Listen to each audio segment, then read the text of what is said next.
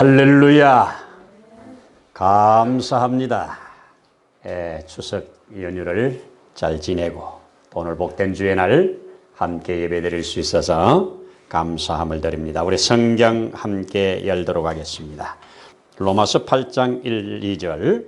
그러므로 이제 그리스도 예수 안에 있는 자에게는 결코 정죄함이 없나니 이는 그리스도 예수 안에 있는 생명의 성령의 법이 죄와 사망의 법에서 너를 해방하였습니다.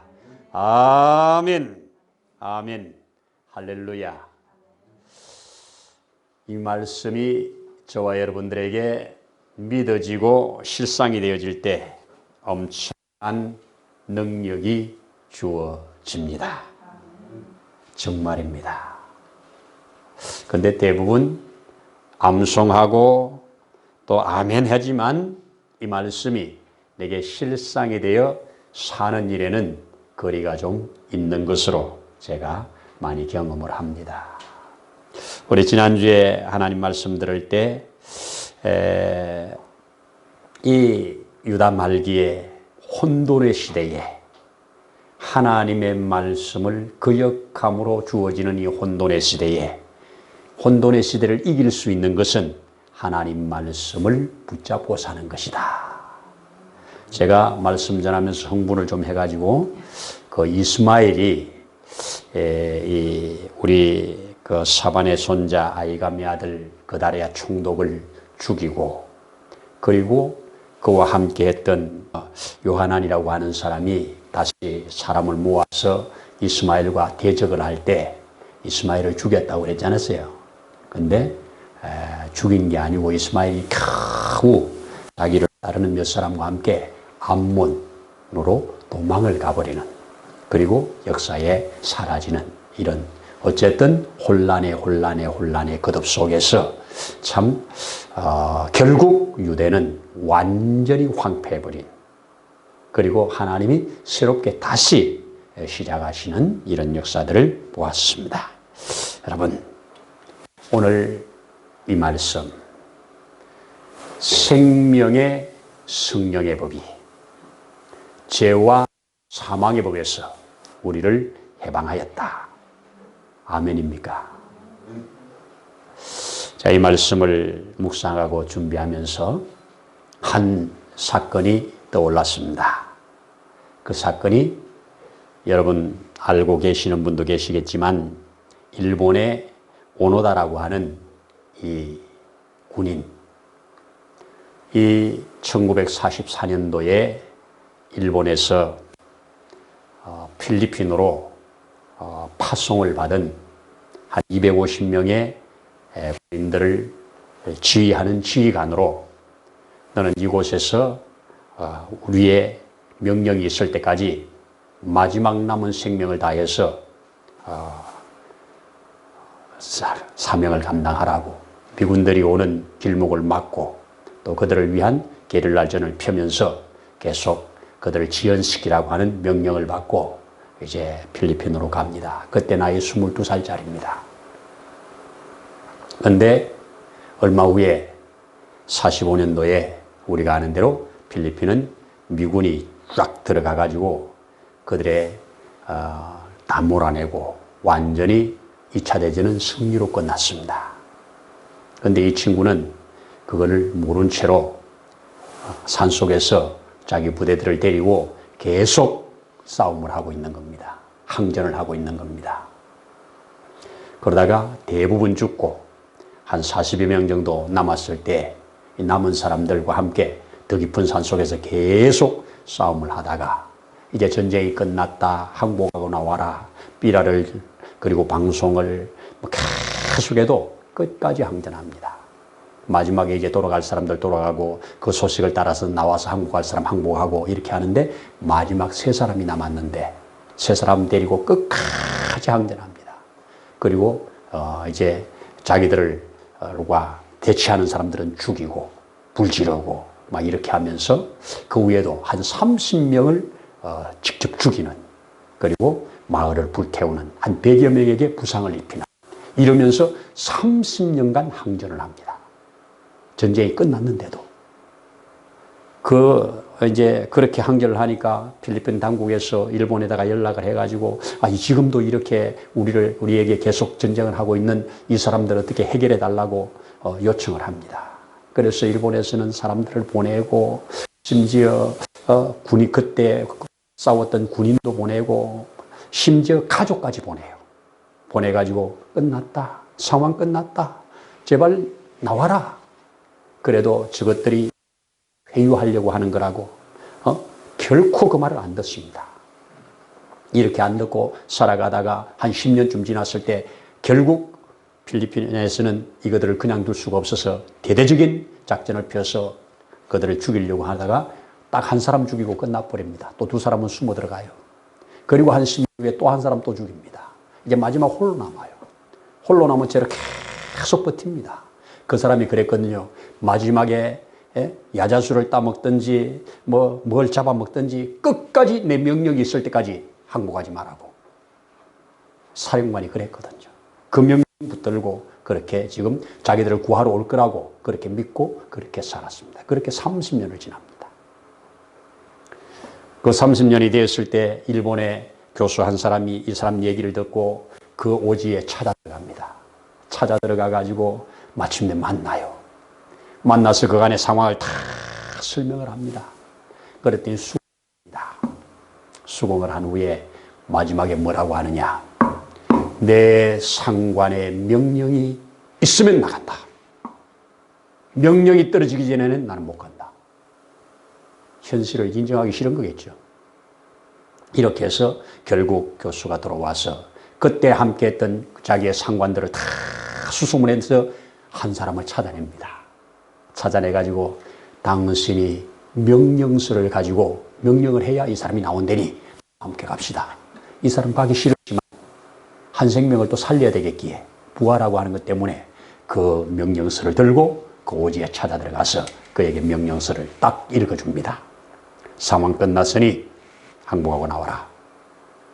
이렇게 했습니다. 그랬더니 그가 그 앞에서 무릎 꿇고 그 명령을 받고 이제 모든 무기 다 그 손에 넘기고 그때 발견했을 때 무기가 총이 있었는데 99경이라고 그러나요? 총알이 한 600발 정도 있었고 수류탄도 한 5개 있었고 칼도 반짝반짝 빛나게 계속 갈고 있었고 이렇게 완전 무장한 채로 그 일본 군복을 입고 그렇게 그것을 딱 해서 결국 필리핀 왕이 항복을 하는 그 의식을 다 거치고 돌아오게 되는데요. 참 놀라운 것은 그렇게 전쟁이 끝났는데도 아직도 전쟁이 중요한 줄 알고 마을을 불태우고 사람들을 30명이나 죽이고 100명이나 부상을 입히고 이런 일을 했는데도 필리핀에서는 이거 사형감이잖아요. 그런데도 일본이 워낙 힘이 있으니까 그 당시에 마르코스 대통령이 특별 사면으로 그냥 보내주는 일본에 들어와서 영웅 취급 받는데 현실에 적응하기 얼마나 힘듭니까? 그래서 결국 일본에 못 살고 브라질로 가가지고 농장을 운영하다가 그 다음 해에 또 결혼도 하고 이렇게 살다가 한 10년쯤 살다가 다시 일본으로 돌아와서 살다가 91세를 마감해서 죽게 되는 이 역사. 이 역사가 영국의 BBC에서 이 다큐멘터리처럼 만들어가지고 방영을 하는 바람에 전 세계에 이렇게 알려진 사건입니다. 자, 제가 이 말씀을 보면서 이 어떤 법 아래 사느냐, 어떤 법 아래 사느냐 대단히 중요합니다. 자기는 그 상관의 명령, 2차 대전이 한창 진행 중인 그때 그 명령, 어떤 일이 있어도 내 명령 없이는 돌아오지 마라. 이 한마디, 이 법 붙들고 30년을 정글에서 그렇게 비참하게 살면서 또 수많은 사람들을 죽이는 이런 일을 한 이런 것, 어떤 법에 사느냐. 여러분, 그리스도인들은 죄의 법 아래서 해방된 거 믿습니까? 생명의 법으로 우리가 사는 거 믿습니까? 그런데도 여전히 죄의 법 아래 살고 있다면 얼마나 기가 막힙니까? 그렇지 않습니까?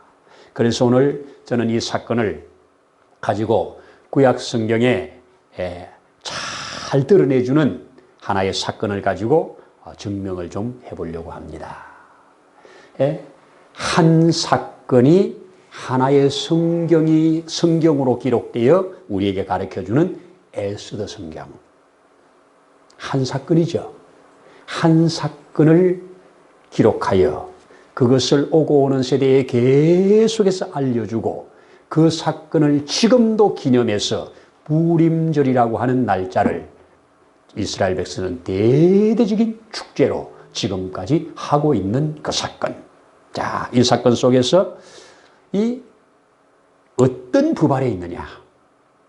오늘 이 정명을 통해서 여러분들에게 보여질 것이 보여지고 들려질 것이 들려지고 깨달아질 것이 깨달아질 수 있는 복된 시간 되기를 나는 바라고 또 그렇게 믿고 축원을 드립니다. BC 475년 됩니다. BC 475년 되면 우리나라는 아직도 단군시대입니다. 그 시대에 성경에서는 중간시대라고 그러죠. 구약 기록이 끝나고 말라기가 끝나고 예수님이 오실 때까지 중간기, 이 중간시대에 일어났던 사건 아닙니까? 자, 우리가 아는 대로 그 1월 BC 475년 1월 13일에 유대인들의 입장에서 볼 때는 청천벽력 같은 이 법안이 통과되어서 선포가 됩니다. 그 법안이 무슨 법안이냐?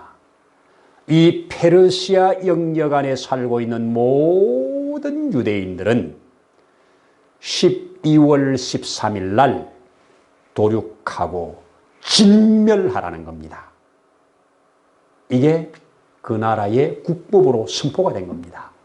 1월 13일 날 이것이 통과되어서 선포가 되어버린 전 유대인들에게 사는 동네에 페르시아 당시 127도라고 하는 어마어마하게 큰 지금의 인도까지 저 이집트까지 지금의 저 터키까지 이렇게 해서 이 중앙아시아 이렇게 엄청나게 넓은 지금의 아프리카 그리고 저 유럽 그리고 아시아 이 대부분의 땅을 차지하고 있는 엄청난 페르시아 대제국에서 그 안에 살고 있는 모든 유대인들은 한날 한시에 다 도륙하고 진멸하라고 하는 그것이 법안으로 통과된 겁니다. 선포가 된 겁니다. 여러분, 이 법이 선포됐을 때 유대인으로 사는 사람들은 어땠을까요? 유대인이란 이유 하나만으로 사형 날짜를 받은 겁니다.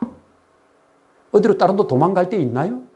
그 당시에 예루살렘에 살고 있는 유대인이라고 그들이 열혈까요? 예루살렘도 페르시아 안에 있습니다.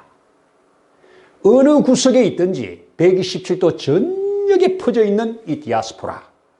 자, 시간적인 계산을 좀 해보면 북이스라엘이 아수르한테 망한 이후에 바벨론을 거쳐 페르시아가 될 때까지 무려 250년이라는 세월이 지났습니다. 남유다가 바벨론에게 망한 지 그리고 주인이 바뀌어 페르시아가 다스리는 이때가 되면서 110년이라고 하는 세월이 지났습니다. 완전히 유다가 망한 이후에. 그러니 그 시대를 살고 있는 사람들, 전 페르시아 영역에 흩어져 살고 있는 사람들, 그 예루살렘에 돌아간 사람들이야 우리는 유대인 맞아, 우리는 하나님의 특별한 백성이야, 이런 의식을 가지고 성전도 짓고 이미 성전 지어놓고 40년이 지났을 때니까 그렇게 안정적으로 살아가겠지만 나머지 도시에 살고 있는 수상궁에 살고 있는 사람이라든지 다른 지역에 다 흩어진 사람들은 대부분 3세대 아닙니까? 유대 입장으로 볼 때 3세대지 이스라엘 입장에서 볼 때는 몇 세대입니까 지금? 250년이 지났으니 이런 시대에 그들이 나 유대인이야 이런 의식 갖고 살겠습니까? 그런데 이 법안이 통과되면서 이 법안이 선포되면서 나도 유대인이네, 나도 죽을 놈이네, 이렇게 할 때 그들은 그냥 세상 가운데서 하나님이 특별히 택하신 백성인 줄도 모르고 하나님이 그들에게 주신 사명도 잊어버린 채 그냥 세상 따라 물결 따라 흘러가다가 살아가는 저들에게 너 12월 13일은 죽어, 너 있는 모든 재산은 다 뺏길 거야, 너 씨도 없이 다 죽일 거야, 이러한 법안이 국법으로 통과돼 가지고 그 법 아래서 지금 떨고 있어야 하는 저들 어떤 심정이겠습니까? 그들은 이때 주여 무슨 날벼락입니까 이게? 여기에 가장 앞장서서 이 날벼락 속에 하나님 앞에 생명을 걸고 시금을 전폐하면서 기도하며 도전했던 한 사람, 우리가 알고 있는 모르드게지요. 모르드게는 생명을 걸고 그렇게 기도했습니다. 자, 이렇게 기도하는데 그 모르드게의 또 사촌 여동생 에스더가 그 당시에 그 대제국 페르시아의 왕비로 있을 때잖아요. 자, 왕비. 그도 보니까 베냐민 지파에 속해 있는 자손이에요. 모르드게가. 모르드게의 우리는 보통 주일학교 공과를 쓰면서 누가 처음에 그렇게 썼는지 모르드게가 에스더의 삼촌이라고 이렇게 써가지고 다 그렇게 배워가지고 다 삼촌인 줄 알아요. 오빠예요. 에? 삼촌이 아니고. 자, 이렇게 그가 어린 동생을 데리고 이제 거기서 살다가 어쨌든 뭐 이런저런 일을 통해서 왕궁의 왕비가 되지 않습니까? 자, 이렇게 왕비가 되어 있는 그때 이 법이 통과돼 가지고 선포가 됐습니다. 이때 모르드게가 에스더한테 말하지요. 이때를 위하여 너를 왕궁의 왕비가 되게 한 거 아니냐. 그러니 너가 감당하라 이겁니다. 너가 이 우리 모든 유대인들이 죽어야 하는 이 법에서 우리를 해방시킬 수 있도록 왕을 너가 움직이라는 얘기입니다. 그때 뭐라고 합니까? 성경은 기가 막힌 말을 합니다. 제가 에스더를 한번 읽어드리면 에스더 4장 11절에 왕의 신하들과 왕의 각 지방 백성이 다 알거니와 남녀를 막론하고 부름을 받지 아니하고 안뜰에 들어가서 왕에게 나가면 오직 죽이는 법이요. 왕이 그자에게 금규를 내밀어야 살 것이라. 이제 내가 부름을 입어 왕에게 나아가지 못한 지가 이미 30일이라. 이렇게 말했습니다.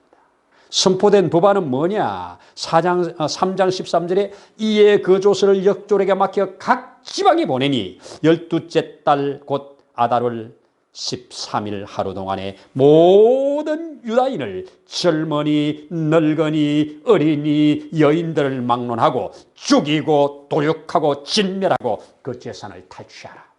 단순히 죽이라고만 하면 크게 영향력을 안 미칠 수 있어요. 그런데 예나 지금이나 유대인들은 어디 가든지 부자입니다. 지금도 유대인들이 가지고 있는 돈을 싹 한꺼번에 다 회수해버리면 세계은행이 수도받나죠. 유대인들은 돈 버는데 귀재들입니다. 어디 가든지 시작은 미약한데 끝은 창대해가지고요. 다 부자로 잘 살아요. 그러니 그 주변에 있는 사람들이 그 재산을 마음대로 죽여버리고 다 탈취하라고 하니까 이거는 그들의 입장에서는 엄청난 복음입니다. 안 그러겠습니까? 당하는 사람의 입장에서는 기가 막히지만 그것을 취할 수 있는 자들에게는 엄청난 복음이에요. 너희가 들어가서 마음껏 그들을 다 빼앗아라. 그리고 그들을 다 죽여버리라. 그리고 네 것 만들어라. 얼마나 기막힌 복음입니까? 이런 법안이 통과돼 가지고 선포되어서 지금 그 법 아래 살고 있는 유대인들, 또 그 법 아래 살고 있는 다른 사람들, 그날을 기다리면서 살고 있는 사람들, 시간은 가겠지요. 우리가 잘 아는 대로 에스더는 결국 죽으면 죽으리라 생명을 걸고 왕 앞에 나아가서 잘 아는 대로 생명의 법을 받아냅니다. 사망의 법이 없어지지 않았습니다. 그렇죠? 뭐라고 합니까? 왕이시여. 왕이 도장 찍어 선포한 그 법이 바로 저를 죽이는 법입니다. 나를 죽이는 법입니다. 제가 유대인입니다. 그랬더니 이때 확 돌지요. 그렇지만 뭐라고 합니까? 이미 의인이 지킨 것을 나도 얻지 못한다지요. 이미 도장 찍은 거 얻지 못한다지요. 철회 못한다지요. 철회를 못하니까 네가 이 법을 이길 수 있는 법을 새로 만들어라. 그러면서 도장을 내줍니다. 그래서 모르드게가 그 도장을 받아가지고 이 법을 이길 수 있는 새로운 법을 만들어서 선포해버립니다.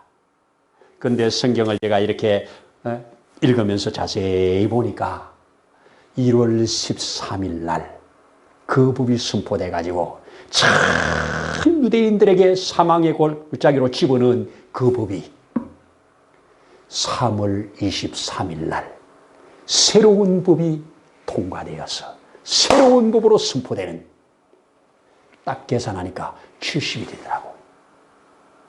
70일 동안 유대인들은 죽음의 골짜기에서, 사망의 골짜기에서 완전히 사형언도를 받아놓고 기다리는 그 시대 70일 동안 그들이 어떤 삶을 살았을까? 3일만 금식하고 말았겠습니까?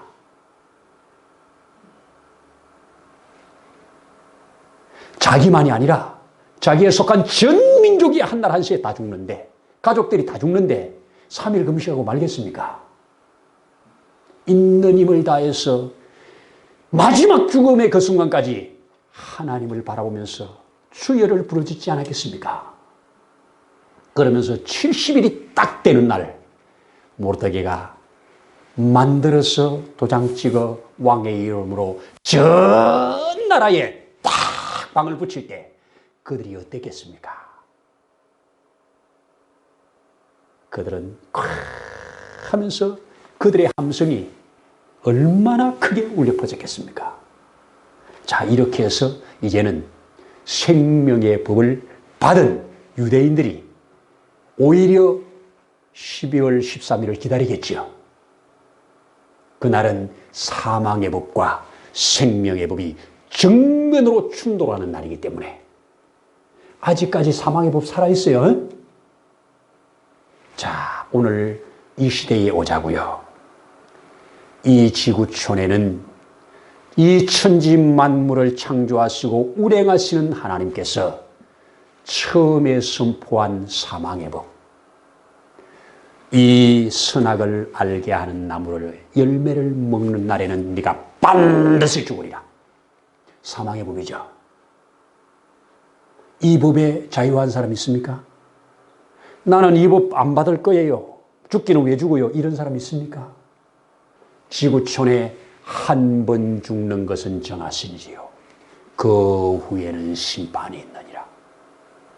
먹는 날에는 반드시 죽으리라. 영어 성리에 sure die, 반드시 죽으리라. 그 누구도 변개할 수 없는 하나님이 정하신 법, 이 법 아래 누가 아니라고 하겠습니까? 누가 아니라고 하겠습니까? 지금도 그 법은 그대로 살아서 수많은 사람들이 지금 이 순간도 죽어가고 있습니다. 자, 이 사망의 법을 이길 수 있는 생명의 법을 가지고 오신 분이 예수님입니다. 예수님이 생명의 법을 가지고 오셨습니다. 그러면서 예수님께서 뭐라고 합니까? 나를 믿으면 살리라. 먹으면 죽으리라. 나를 믿으면 살리라. 이 죽으리라는 법에서 살리라는 법이 나온 겁니다. 두 법은 지금 동시에 존재합니다. 동시 존재예요. 이 법 안 없앱습니다. 이 법도 살아있습니다. 이 법도 새롭게 살아있습니다. 이 사망의 법과 생명의 법이 마지막에 팍 충돌해서 완전히 사망의 법을 깨뜨리는 날이 불임절이 된 것처럼 예수님의 재림 때 그렇게 될 겁니다. 이 생명의 법을 확정시키려고 아까 우리 말씀드린 그 오노다라고 하는 사람, 그 사람 설득시키려고 심지어 누나까지 가가지고 자기 음성을 가지고 동생의 이름을 불러가면서 설득을 시켜도 이제 가족을 매수해가지고 나를 저렇게 설득하려고 하는구나 이러면서 끝까지 안 듣는, 오늘날 얼마나 이 사람들이 안 듣는, 아무리 생명법을 말을 해도 안 듣는, 자기 카테고리에 갇혀가지고 안 듣는 그런 중에 저나 여러분이 그것이 들려져서 아멘, 그렇네, 아멘, 진짜네요 이러면서 그분 앞에 엎드려서 그분의 은혜를 받으면서 그분이 주시는 생명의 법을 가지고 이 사망의 법을 이긴 자로 죄와 사망에서 해방되었다고 큰 소리 치면서 사망아 너의 이기는 게 어디 있느냐? 사망을 이기는 것은 사망이 가지고 있는 것은 죄인데 죄의 법에서 나는 해방되었느니라. 이렇게 말할 수 있는 자가 저요 여러분 맞습니까? 정말입니다. 생명의 법, 생명의 성령의 법에서 저와 여러분들이 사는 겁니다. 지금 아직까지 사망의 법에서 생명의 법이 있는 줄도 모르고 사망의 법이 자기가 사망의 법에 저촉받는지도 모르고 그렇게 살다가 그날이 딱 되었을 때 하면서 통곡하고 탄식해도 소용이 없습니다. 그 사망의 법에 붙잡힌 사람들은 우리가 아는 그것이 진리라면 그 뒤의 일도 우리가 아는 한 번 죽는 것은 정하신 일이요 그 후에는 심판이 있느니라. 그 심판을 따라 영원한 저주 가운데로 들어간다 이 말입니다. 비록 우리가 하나님이 주신 말씀을 다 준행하지 못해도 우리가 생명의 성령의 법을 받은 자는 그 아들입니다. 아들로서의 감당치 못하는 그 어떤 사명들을 감당치 못하는 우리의 두려움이 있지만 그럼에도 불구하고 우리는 하나님의 생명의 성령의 법 안에 들어온 자입니다. 이 법이 70일 만에 생명의 법이 선포된 후에 이제 이 법이 선포되니까 수많은 페르시아에 살고 있는 다른 잡족들이 그 법 앞에 사리를 판단하고 이 사망의 법에 붙잡혀 있던 사람들이 그 모르드게에 의해서 선포된 왕의 어명이 지킨 그 법을 보고 많은 사람이 유다인 되기로 돌아오더라. 유다인이 되려고 유다인 되기로 자원해서 유다인이 되더라. 이게 오늘날 지구촌에 있는 교회가 받은 사명입니다. 우리는 알려줘야 돼. 알아들을 때까지 알려주는 것이 전도입니다. 알아들은 자에게 더 확실히 알려주면서 그 가운데 분명히 서서 살아가라고 권면하고 위로하고 계속 말하는 것이 설교고 우리가 성경을 공부하는 이유입니다. 여러분 그렇습니다. 아직 기회는 있습니다. 지금 아직까지 사망의 법에 있는 자가 생명의 법에 들어올 수 있는 기회는 이 땅에 있는 동안 유효합니다. 이 땅에 살아있는 동안은 유효합니다. 이 땅에 우리의 생명이 끝난 날은 없습니다. 이제 그때는 유효 안 합니다. 그래서 우리가 어찌하든지 이 땅에 살아있는 동안 생명의 법에 접속을 해야 됩니다. 여러분 이 땅에 살고 있는 모든 식물, 나무들 땅의 뿌리를 받고 사는 것이 하나님의 창조 질서입니다. 땅에 뿌리를 박아야 살아요. 아무리 생명력이 강한 놈도요 뿌리 뽑아가지고 그냥 제가 갖다 놓으면 말라 죽어요. 맞죠? 물고기가 물속에 사는 것이 창조 질서요 법칙입니다. 모든 이 세상에 뭐 작은 조직이건 큰 조직이건 뭐 회사건 교회건 학교건 뭐 이 정부건 다 모든 조직이 되어 있는 곳에는 그 조직을 돌아가는 법칙이 있습니다.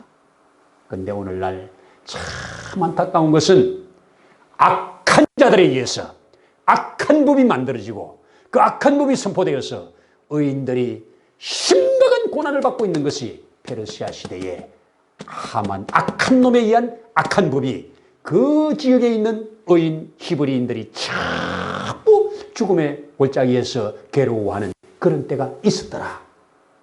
지금 이 시대를 보여주는 겁니다. 우리는 악한 법을 이길 수 있는 생명의 법을 가지고 하나님의 법을 가지고 악한 자들을 이길 것을 우리가 바라보면서 모르드게가 할 수 있는 게 뭡니까? 하만 쫓아가 죽이는 게 아니잖아요. 하나님께 기도하면서 하나님의 뜻을 구했으면 하나님께서 정확한 때에 맞는 시간에 그때는 70일이었습니다. 때에 맞는 시간에 생명의 법으로 악인들을 멸하는 그래서 악인들을 완전히 멸하는 악법을 이기는 이런 역사를 저는 이 대한민국에 주시기를 원해요. 희한한 법들을 만들어가지고 하나님의 교회를 공격하고 희한한 법들을 만들어서 주의 종들을 협박하고 공갈치고 죽이려고 하는 이런 법들. 주여, 악한 자들의 악한 도모가 하만의 계략처럼 스스로 자기를 죽이는 법이 되어서 파쇄되기를 위하여 오늘날 그리스도인들은 해야 될 것이라고 믿습니다. 그래서 오늘 로마서가 이 바울이 선포하는 이 고백대로 뭐라고 합니까? 오늘 읽은 성경에 그러므로 이제 그리스도 예수 안에 있는 자는 결코 정죄함이 없느니라. 그 누가 우리를 정죄할 것이냐? 정죄할 자가 없다 이겁니다. 왜? 이는 그리스도 예수 안에 있는 생명의 성령의 법이 죄와 사망의 법에서 너를 해방하였기 때문이다. 해방받았습니다. 아멘입니다. 자, 이런 바울은 이거 해방받고 나서 이 해방받기 전에 뭐라고 고백합니까? 오라 나는 공고한 자로다. 누가 나를 이 사망의 법, 사망의 몸에서 해방시켜 줄 것이냐? 이러면서 탄식하는 소리를 우리 바로 7장에서 보지 않습니까? 그러나 우리 그리스도인들은 탄식으로 끝나지 않고 이 승리의 외침이 우리 가운데 주어졌다는 거 알고 믿는 것이 얼마나 큰 능력이고 축복입니까? 그 누구도 우리를 정죄할 수 없고 그 누구도 우리를 그리스도의 사랑에서 끊을 수 없고 그 누구도 우리가 이 생명의 법 안에 있는 자유함을 빼앗을 수 없다고 하는 이 확실한 믿음 가지고 우리의 주어진 신앙생활을 해나가는 겁니다. 그래서 누구도 우리의 예배를 방해할 수 없다. 이런 믿음 가지고 살아야 됩니다. 누구도 우리를 제한할 수 없다. 확실히 믿고 사는 것이 우리 그리스도인들의 마땅한 가지고 있는 능력이라고 믿습니다. 자, 바울은 그 생명의 성령의 법으로 해방을 받은 이후에 그의 삶을 생명의 성령의 법을 가진 자가 어떤 삶을 살아야 되는가를 남은 삶을 통해서 통째로 샘플로 보여준 것이 오늘날 기록된 성경입니다. 샘플로 그렇게 보여주셨어요. 삶을 그렇게 사셨어요. 그래서 생명의 법을 가진 자가 말로 가졌다, 내 마음에 가졌다가 아니라 그렇게 사는 겁니다. 그래서 사망의 그늘이 나를 두른다 할지라도 사망의 그늘 너는 잠시 나를 둘러도 이 그늘 뒤에 우리 주님의 생명의 법이 나를 이끌 거야. 이런 믿음이 있어야 우리가 죽음도 이길 수 있는 거 아니겠어요? 이런 자가 세상이 감당치 못하는 자 아니겠어요? 여러분, 이 생명의 법을 받아서 선포한 이후에 모르드게나 에스더나 다른 유대인들이 어떻게 살겠어요? 그날을 두려워하면서 떨면서 살겠습니까? 아니지 않습니까? 왜? 확실히 생명의 법을 가지고 있는 자가 사망의 법을 가지고 있는 자보다 훨씬 파워풀하고 능력이 있기 때문에 우리는 그렇게 감당할 수가 있는 줄로 믿습니다. 이 은혜가 있기를 축원합니다. 기도드리겠습니다. 하나님 아버지 감사합니다. 고맙습니다. 우리를 저 사망의 법에서 생명의 법으로 살려주신 것을 감사합니다. 우리가 이 세상에 내 감정을 따라서가 아니라 내 기분을 따라서가 아니라 내 환경을 따라서가 아니라 주의 확실한 법 아래서 이루어졌다는 이것에 우리의 뿌리를 확실히 내리고 우리가 주님 안에서 주님이 내 안에서 이 운행되는 이 관계 속에 풍성한 생명력을 가지고 이 생명의 법으로 사망의 법에 있는 자를 살려내는 자리까지 나아가 살도록 우리를 붙드시고 주장해 주옵소서. 오늘도 함께 하신 주님께 모든 것을 감사드리면서 주 예수님 이름으로 기도드리옵나이다. 아멘. 이제는 우리를 영원한 저주에서 속량하시려고 자신의 생명을 내어놓으신 주 예수님의 거센 은혜와 그 아버지 하나님의 다함이 없으신 사랑하심과 보혜사 성령님의 때마다 일마다 도우시는 역사가 오늘 이곳에 함께 머리 숙여 주를 경배하는 심령 위에 특별히 생명의 성령의 법으로 거듭나 하나님의 자녀가 되어 이 땅 가운데 사랑하는 모든 심령 위에 이제로부터 영원토록 함께 하시기를 간절히 축원하옵나이다. 아멘.